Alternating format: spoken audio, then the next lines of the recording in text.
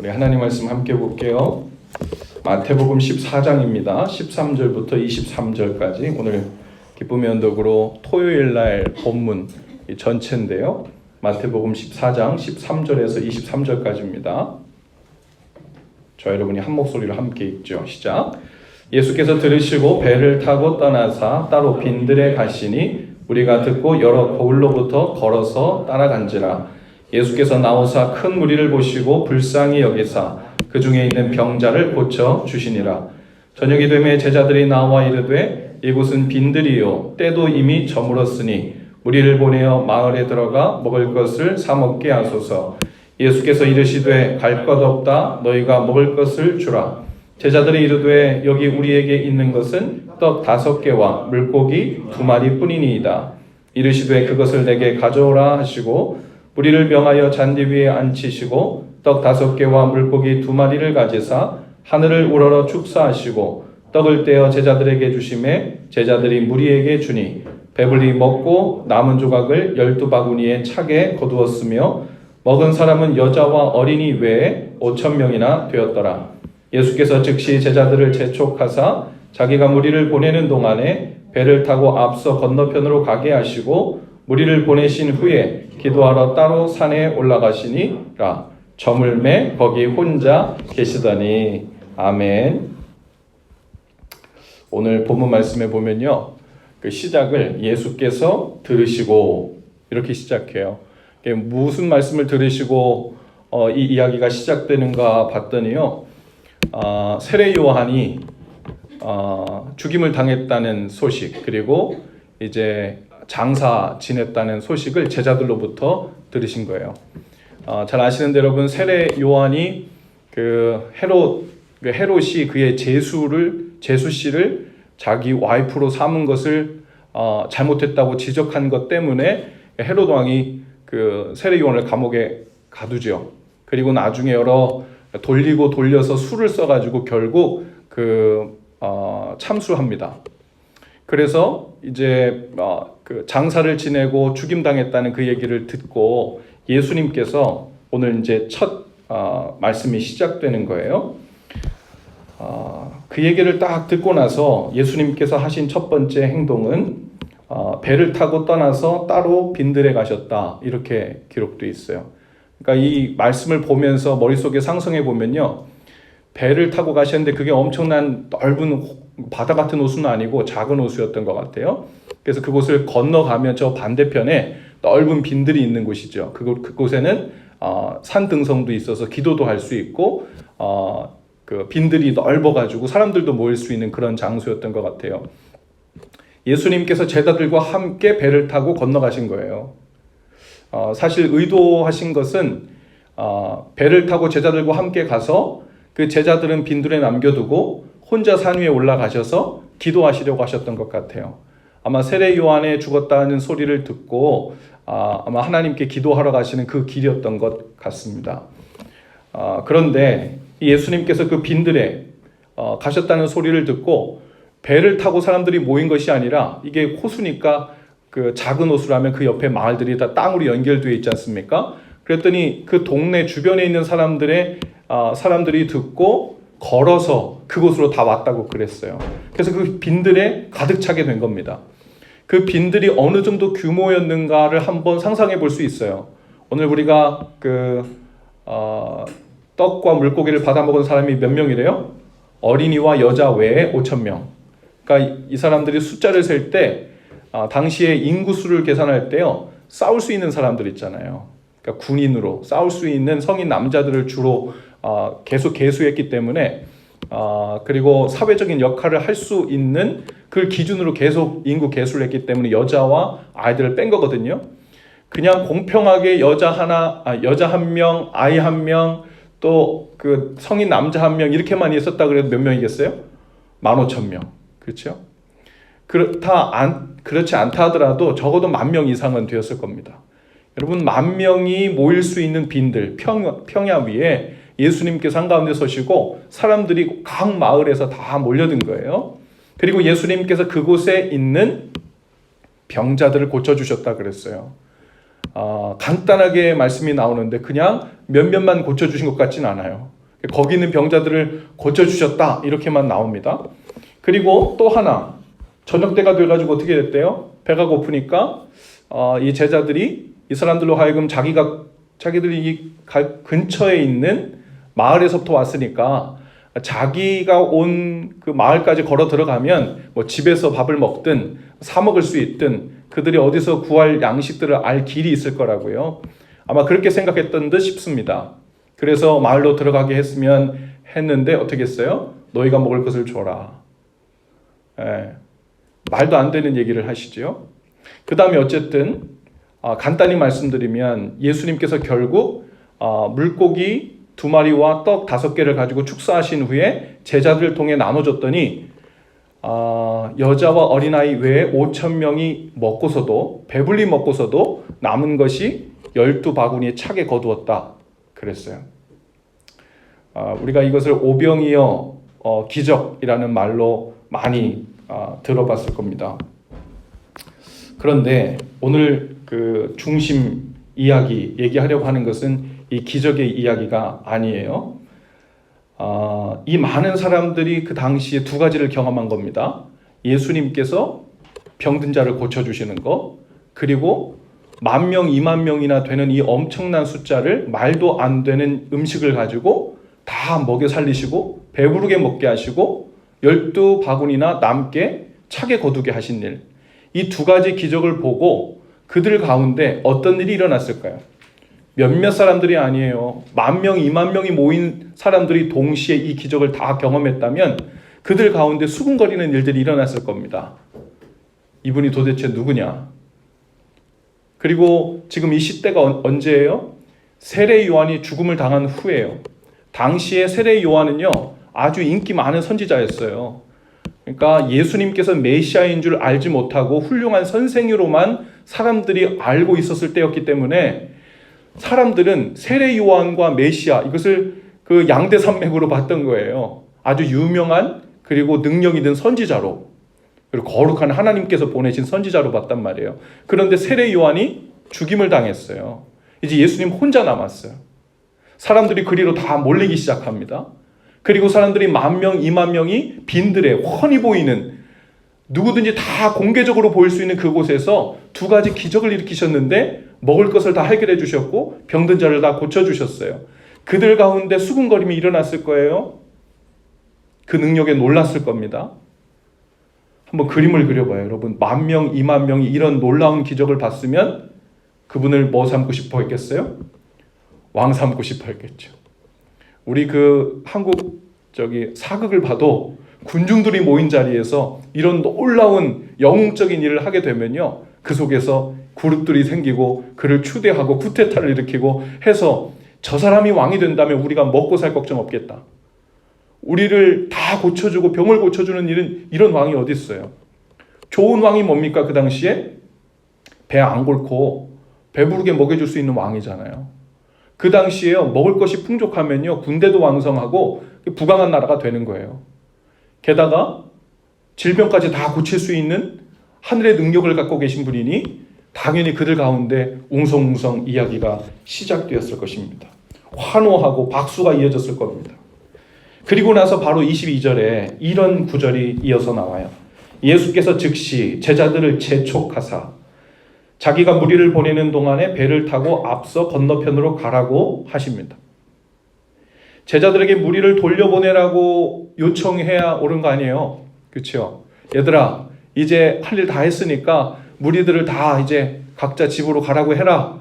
제자들이 그래야 되는데 지금 예수님께서 어떻게 하신 거냐면, 내가 이 20,000명 되는, 10,000명 되는, 20,000명 되는 무리들을 집으로 돌려보내는 동안에 너희는 여기 신경 쓰지 말고 빨리 가서 배 타고 건너편으로 가 하고 제자들을 먼저 보내신 거예요. 그리고 나서 예수님께서 무리를 돌려보내시기 시작한 겁니다. 이게 무언가 잘 맞지 않는 분위기잖아요. 예수님께서 재촉하신 어떤 다른 이유가 있는 것 같은 분위기가 물씬 풍기는 대목이에요. 그리고 예수님은 곧 무리를 보내신 후에 기도하러 따로 산에 올라가셨다고 했어요. 저물 때까지 거기 혼자 계셨다고 했습니다.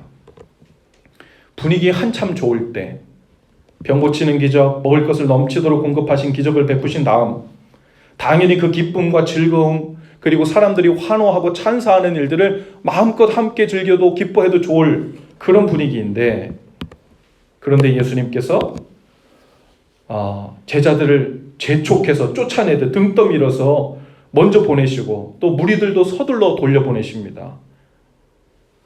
아마 그 무리들 중에는 이제 배도 부르겠다, 이제 예수님이 정말 어떤 분이신지 더 많이 말씀도 듣고 싶고 더 많은 기적도 보고 싶어하는 사람들이 왜 없겠어요?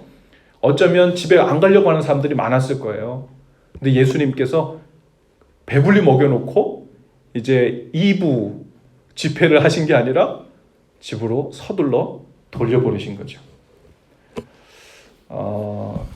이 일들이 일어난 그 배경들을 함께 보니까 성경에는 그 중간에 이유와 동기들이 무엇일지 분명히 나와 있지 않은데, 이 말씀을 계속 읽다가 제 마음속에 그런 생각이 들었어요. 예수님께로 계속 모여드는 사람들, 그리고 그 큰 무리 앞에서 두 가지 기적을 베푸신 상태, 그리고 예수님께서 무언가 재촉해야 하실 만큼 그 마음속에 어떤 느낌, 어떤 유혹의 느낌이 있지 않으셨겠나 그런 생각이 들어요. 사람들의 환호하는 소리, 인정하는 소리, 그리고 왕을 삼으려 하는 눈빛들이 그들 가운데 생겨나기 시작했을 것 같아요.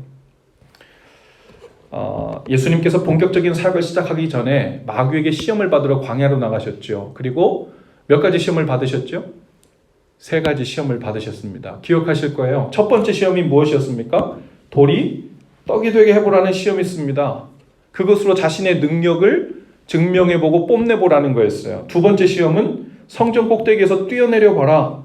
그래도 죽는지 죽지 않는지, 죽지 않는 것으로 인해서 네가 하나님의 아들임을, 죽고 사는 문제도 관여할 수 있는 능력이 너에게 있음을 드러내 보이라는 거죠. 공교롭게도 오늘 예수님이 오병이어 기적을 통해서 먹는 것에 관한 기적을 10,000명, 20,000명이나 되는 사람들 앞에서 공개적으로 지금 드러내 보이는 거예요. 물고기 2마리와 5개의 떡을 가지고 10,000명이 넘는 사람을 먹이고 12바구니에 차게 거둔다는 것이 마치 돌로 떡을 만드는 기적보다 왜 덜 한 만큼 놀랄 일이겠어요? 돌로 떡을 만들고도 남을 만큼 훨씬 더 놀라운 일이죠. 그리고 수많은 사람들의 병을 다 고쳐주셨어요. 이것은 죽고 사는 문제, 그 문제에 있어서도 예수님께 어떤 능력이 있는지 그 수많은 무리들 앞에서 보여주신 일입니다. 성전 꼭대기에서 뛰어내렸는데도 살아난다는 것은 죽고 사는 것에 대한 능력 보여주라는 것인데, 이 2가지 시험이요, 예수님께서 시험을 받고 유혹을 받아 시작한 건 아니지만 지금 그 일을 공교롭게도 여기서 행하게 되신 거죠. 그리고 그 사람들이 환호하고 박수하며 왕을 삼겠다는 말의 속삭임들이 여기저기서 들리기 시작했을 것 같아요. 아마 그 속삭임이 마치 3번째 시험이었던 마귀가 내게 절하면 이 땅의 모든 권세를, 즉 이 땅의 왕이 되게 해주겠다, 다 네 거 되게 해주겠다, 너의 나라 되게 해주겠다 라는 속삭임으로 예수님께서 마음속에 리마인드가 되지 않았을까, 그런 생각이 마음속에 들었어요. 그 일을 행하면서 그리고 사람들의 눈빛과 환호 소리를 들으면서 마음속에 일어나고 있는 유혹, 우리는 예수님께서 하나님의 아들인데 어떻게 유혹을 받으실 수 있나요? 유혹은 받으셔요. 우리가 예수님에 대해 생각할 때 하나님의 아들이자 인간이셨다 그랬잖아요. 유혹은 받으시되 죄는 없으시니라. 그것이 예수님의 아이덴티티예요. 유혹은 받으시지만 죄는 없으신. 그래서 예수님께서는 십자가에 달려 죽으시는 일을 위해서도 아주 고민을 많이 하셨잖아요.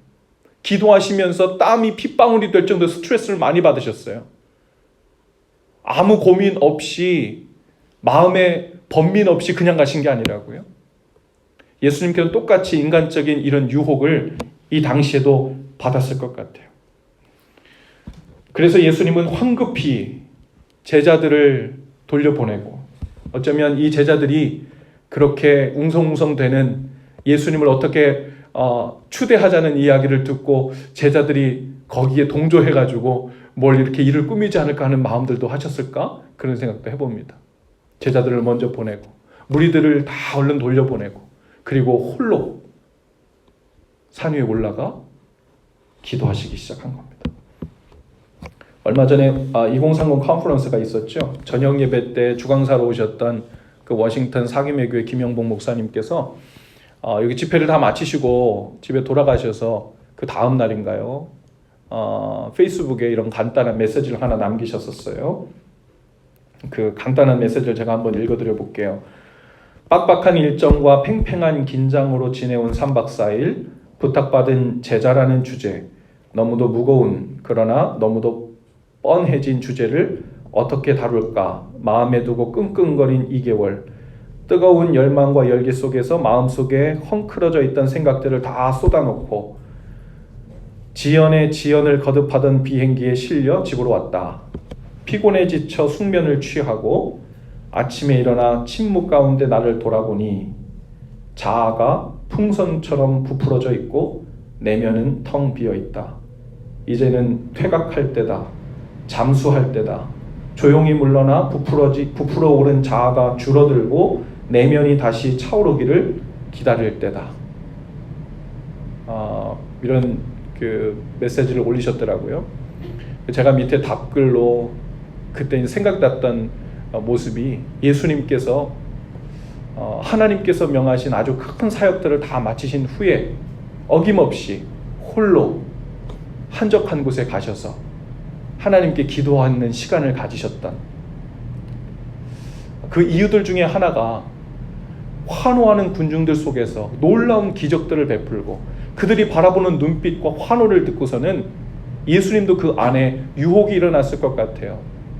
하나님께서 행하신 일인데 순종하여 그분이 원하셔서 나는 따랐을 뿐인데 사람들의 눈빛과 환호하는 소리를 들으면서 내면이 부풀어 오르기 시작해서 내가 자꾸 주인이 되고 내가 자꾸 주체가 되려는 그런 마음들이 올라오는 거죠. 신앙생활하면서 우리는 자꾸만 큰 기적들, 마치 오병이어 기적과 같은 혹은 성공들, 그리고 엄청난 열매를 경험하는 그리고 그것을 나누는 일에 아주 익사이팅해요. 그리고 그것이 하나님의 역사고 은혜고 그것이 믿음의 수준이고 성숙함이라는 생각이 우리 가운데 어느 정도 있는 것 같습니다. 그리고 그것을 축하하고 환호하고 그 분위기에 취해 있기를 좋아합니다. 그래서 내가 하나님께 받은 것이 많고 기도응답을 잘 받았다 그러면요, 내가 요즘 은혜에 흠뻑 취해 있어. 그래서 표정도 마음도 너무 좋아요.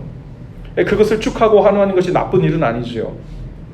물론 주신 은혜를 기뻐해야죠. 그러나 어느 순간에 우리는 그 받은 은혜에 몰두하게 되면서 내 자신이 점차 주체가 되어서 내 속에서 자아가 부풀리는 것을 감지하지 못하고 무방비 상태에 취하게 됩니다. 그러면 다시 그 엄청난 큰 은혜 다음에 큰 넘어짐이 옵니다. 왜요? 내가 주체가 되었기 때문에. 큰 은혜를 받았고 큰 깨달음을 받았고 이 정도 분위기 좋으면 이제는 웬만큼 됐어. 내 신앙생활은 어느 정도 단단히 기반을 다져놨어 라는 생각이 차오를 때쯤 내 자아가 부풀어 내가 주체가 되기 시작하면 그 사이에 우리가 눈에 보이지 않는 엄청난 빈틈이 생겨나기 시작하고 그때 다시 곤두박질 치고 넘어지는 일들이 다시 죄에 빠지고 우리 안에 본성이 나오는 일들이 계속 반복되지요.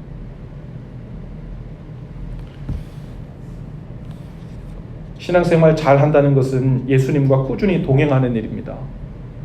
중간중간 큰 기적과 은혜를 경험하고 놀라운 기도응답이 경험이 있는 것 중요하지만 더 중요한 일은 우리 삶에 어떤 일이 있어도 주님 앞에서 홀로 머물러 있는 일, 예수님께서 주체가 되고 나는 그분께 순종하며 따르는 그 자리에 머무는 일,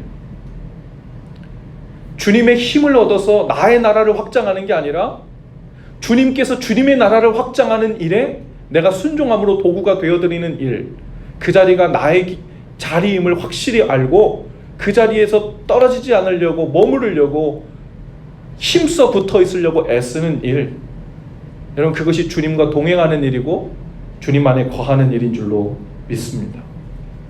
그것을 위해서 여러분 예수님처럼 한적한 곳에 홀로 주님과 만나는 시간이 꼭 필요하지요. 그것이 기도하는 자리이든 말씀을 읽고 큐티하는 시간이든 또 내가 원하는 것들과 욕심 그리고 내 생각들로 자연스럽게 매일같이 부풀어 오르는, 아침에 일어나 보면 우리도 모르게 우리 자신이 부풀어져 있잖아요. 긍정적으로 부풀리는 거는요, 내가 하나님께 은혜 많이 받았어, 뭐가 잘 돌아가고 있어 라는 생각으로 내가 주체가 되기도 하고요. 부정적으로 마이너스 되는 쪽으로도 부풀려요. 그쪽으로도 내가 주체가 되거든요. 예를 들면 내가 큰 어려움에 죄의 허물에 넘어지게 되면 내가 힘이 없어서, 내가 능력이 없어서 넘어졌다는 것으로 큰 절망에 빠져요. 그것 또한 교만이고 그것 또한 내가 부풀려져서 내가 주체가 되어서 그렇습니다. 우리는 주님이 붙들어 주실 때만 승리할 수 있어요. 주님이 힘 주실 때에만 설 수 있다고요.